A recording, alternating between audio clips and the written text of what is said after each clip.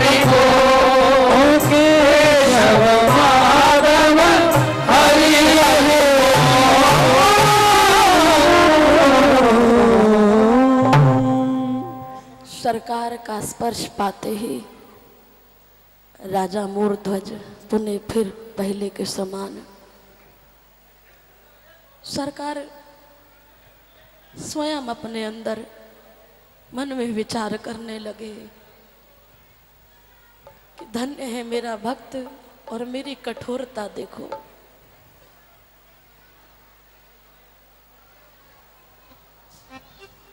हृदय से लगाकर राजा मूर्ध्वज से कहने लगे, भक्तराज तुम धन्य हो, मैं तुम्हारा ऋणी हूं, आज से मुझसे कुछ वरदान मांग लो, से कुछ मांग लो। अगर तुमने आज नहीं मांगा तो मैं कभी अपने आप को माफ नहीं कर पाऊंगा, मैं तुम्हारा ऋण नहीं चुका पाऊंगा कभी। लेकिन फिर भी तुम इस समय मुझसे करोड़ों वरदान भी मांगोगे तो मैं देने के लिए तैयार हूं, पर तुम्हारा ऋण नहीं उतार सकता। धन्य है तुम्हारी भक्ति। आज हमारे पे जरा सा कष्ट आए तो हम कितना कुछ बोल देते हैं। मैंने कल भी कहा था कि ए नादां तू इस दुनिया से वफा की उम्मीद मत कर, दुआ कबूल ना होने पर लोग तो भगवान भी बदल देते हैं।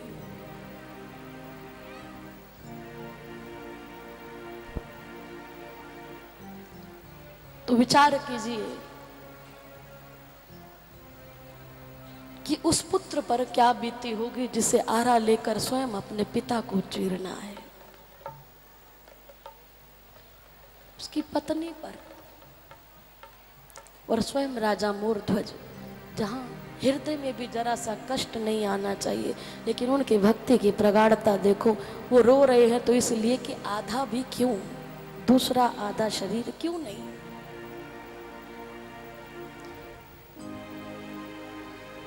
वो चाहा ही क्या जिसमें कि तेरे आशिक का घर बर्बाद ना हो।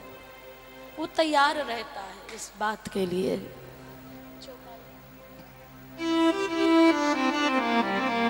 सरकार कहने लगे कि राजन कुछ वरदान मांग लो, वरना मैं तुम्हारे ऋण का पार कभी नहीं उतार सकता, लेकिन फिर भी कुछ तो ले लो मेरे से। राजा मूर्ध्वज हाथ जोड़ के खड़े, सरकार एक बात कहो, नाथ देखी पद कमल तुम्हारे, देखी पद कमल तुम्हारे, नाथ देखी पद कमल तुम्हारे, नाथ देखी पद कमल तुम्हारे, अब पूरे सब काम हमारे, अब पूरे सब काम हमारे। सरकार आपके चरणों के दर्शन के बाद सब कुछ तो मिल गया, मुझे क्या चाहिए। अब पूरे सब काज हमारे, अब पूरे सब काज हमारे, अब कछु नाथ ना चाहिए मोरे,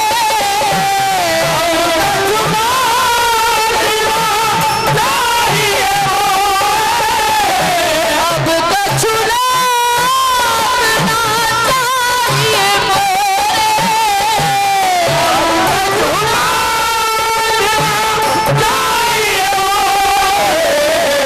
दीन दयाल अनुग्रह तोरे,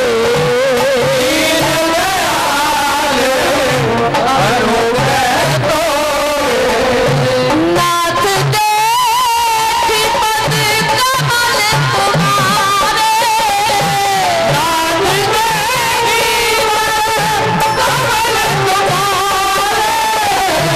मेरे साथ गाओ, जो राजा मूर्ध्वज ने मांगा, नाथ देखी पद कमल तुम्हारे,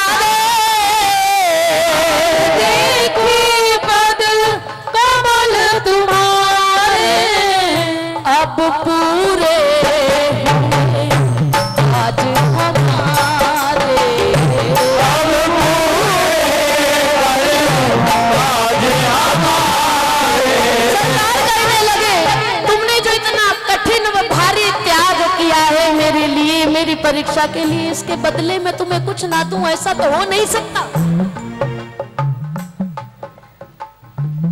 अगर मैं करोड़ों वरदान भी दे डालूं तो जिस महान कष्ट को तुमने सहा है, मेरे हृदय के जो ताप है, अभी भी मैं उसको सोचता हूं तो मेरे रोंगटे कांप जाते हैं कि तुम कैसे तैयार हो गए। कुछ मांग लो। राजा ने कहा सरकार आप परम उदार शिरोमणि हैं, अगर आप देना ही चाहते हैं, आपकी प्रसन्नता के लिए मैं आपसे जो मांगू वो दे देना। सरकार कहने लगे इसमें क्या शंका है। कहने लगे सरकार अगर आप देना चाहते हो ना तो एक कृपा करना कि द्वापर त्रेता और सतयुग में तो ये सब चलता है, लेकिन कली काल में, कलयुग में किसी भक्त की, किसी साधु की ऐसी परीक्षा मत लेना।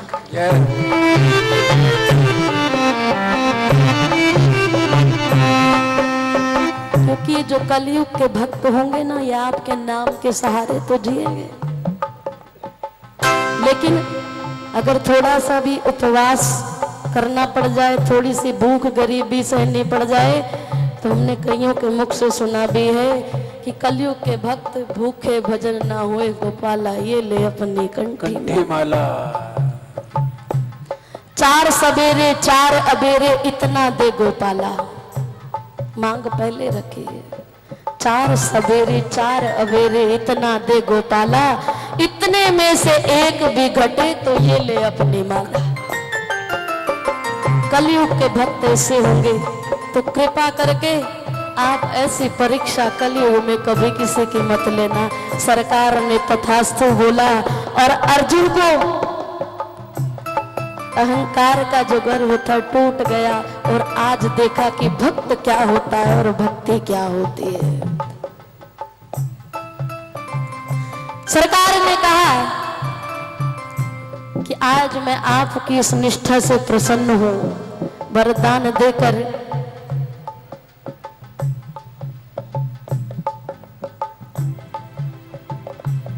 आओ। वरदान पाने के बाद सरकार वहां पर 3 दिन तक रहे और कहने लगे महाराज तुमने जो परीक्षा दी है, मैं तुम्हारा इतना ऋणी हूं कि अब मैं तुम्हारे यज्ञ में कर्मचारी बनकर रहूंगा और सेवा करूंगा। राजा कहने लगे सरकार ये क्या बात कर दी आपने। जिसको साक्षात गोविंद के दर्शन हो जाएं, उसके बाद भी कोई यज्ञ करना रहता है। मुझसे बड़ा मूर्ख कौन होगा।